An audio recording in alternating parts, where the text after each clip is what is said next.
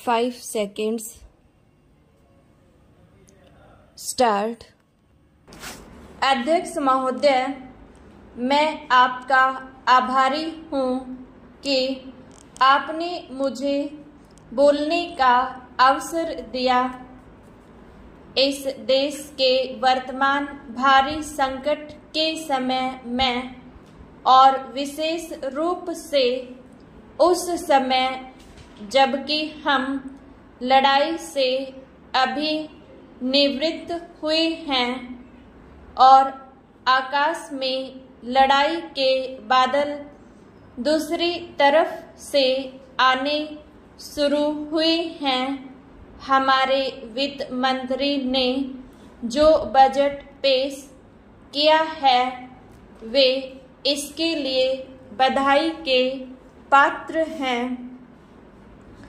यद्यपि भिन्न भिन्न पहलुओं को लेकर आलोचनाएं की गई हैं, लेकिन यदि उन कठिनाइयों को भी देखा होता कि राष्ट्र को किन किन संकटों का सामना करना पड़ रहा है, इस बात पर भी अगर मेरे से पहले बोलने वाले वक्ताओं ने विचार किया होता तो मेरा विश्वास है कि उनकी आलोचनाओं का आधार कुछ दूसरा होता।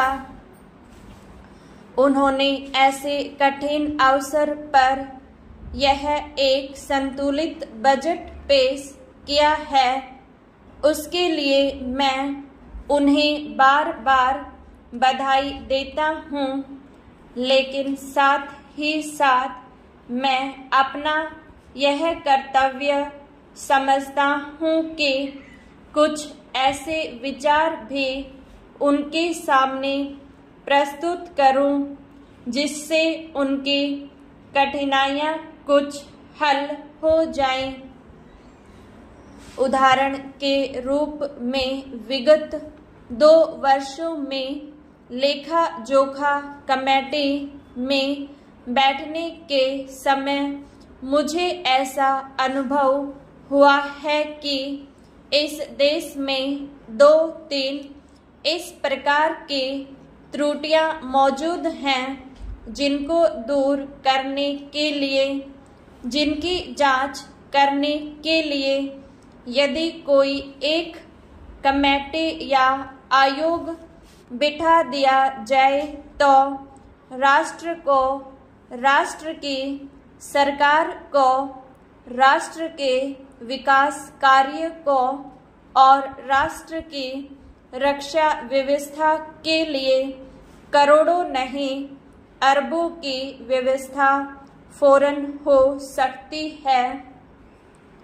केवल शासन को जागरूक होकर कुछ कदम उठाने की आवश्यकता है। अभी कुछ छिपे हुए धन का जिक्र किया गया। सरकार ने भी समय समय पर ऐसा आभास दिया है कि इस देश में लगभग 30,000 करोड़ रुपए का छिपा धन मौजूद है। स्वयं मैं समझ नहीं पाता हूँ कि जब सरकार ऐसा अनुभव करती है तो इसकी व्यवस्था करने में उसको दिक्कत क्या आ रही है। ऐसा मालूम होता है कि कहीं इच्छा शक्ति की कमी है।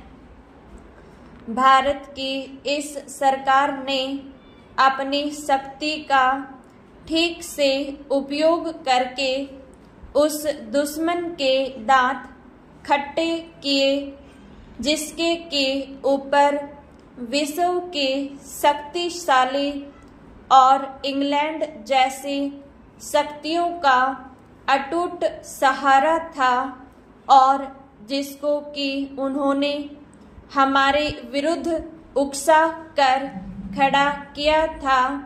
और अपना पूर्ण सहयोग दिया था।